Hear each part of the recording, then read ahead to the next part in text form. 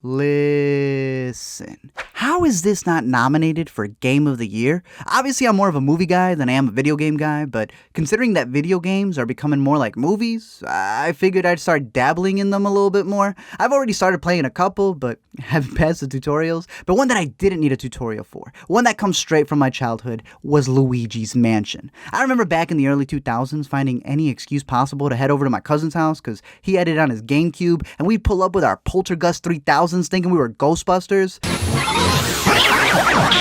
Really, it was just a vacuum cleaner and a flashlight. But I am proud to say that Luigi still has it. And by it, I mean the inability to stop accepting invitations to haunted buildings. Let's go! Right off the bat, it's all in the name, Luigi.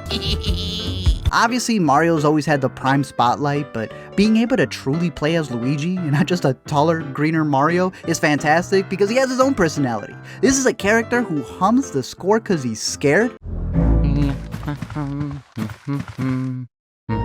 It's like you singing Amazing Grace when you throw out the trash at night. On top of it, he talks more than Scoobs and Shaggy throughout the entire game, muttering things under his breath.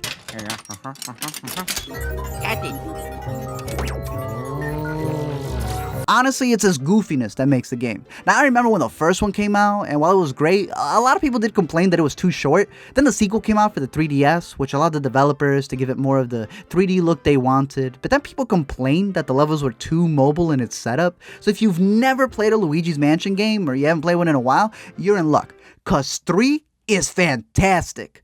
Let me explain. See, in the first one, Luigi wins a mansion from a contest that he didn't enter. Goes anyway, and in each installment, Mario's pizza-eating self gets trapped in a portrait, which ironically will probably happen 64 more times. There's actual lore to the ghost, like an evil baby Jack-Jack you have to fight. One of the ghosts embodies one of the 7 deadly sins. King Boo even dresses up as Bowser in the first one to dupe you. He's even got his goons hiding things and plans to see if you're gonna search for it and then they can come and attack you. But really, it's just that gameplay in each that is so much fun. Like, there's no other way to describe it. It's just engaging. And the thing is, it's the simplest process, just with a tons of variations. You gotta stun the ghost, then you gotta suck it, then you smash it. Just like other mobile games. He has an entire utility belt by the third one, which makes it like Nintendo's Arkham Manor. Dude's got a rubber ducky, a polterpup. He's chucking toads like kaboom. My G's going up each level of this building like he's Judge Dredd. It's practically Luigi's Raid Redemption, as he's sucking up ghosts in each level. And speaking of sucking, it's a buffet in the third one.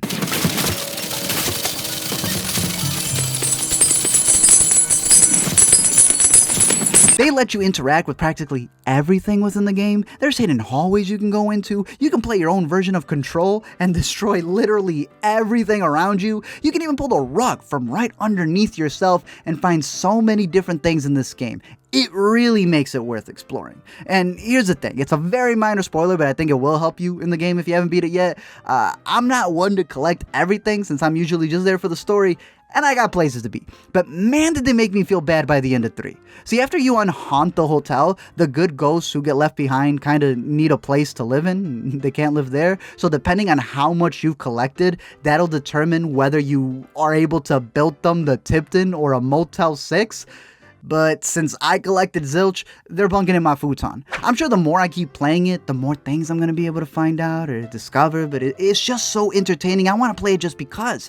There's a cinematic level that just had me jumping for joy. There are hidden mansions in some cases, and the multiplayer was a fun touch, mainly because it gave the ghost something to do in my house. I highly recommend this game if you just need something to distract yourself. Causing Luigi stress brings so much stress relief to oneself, and it's proof of how entertaining stories can be when you decide to put the main character to the side and focus on someone else.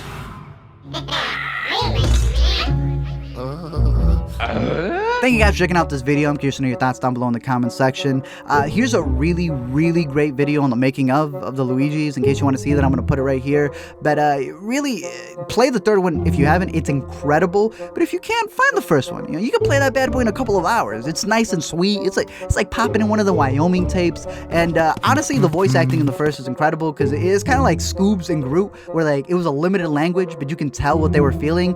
They've kind of given him a couple more words now, but it's just his goofiness. Like, how does this man not know to not go to a hotel that was called The Last Resort? Like, what in the Papa Roach? The walking also gets me a lot, because it's not just Luigi doing this Shelley Duvall shuffle, but the professor with his little itty bitty feet had me dying each time.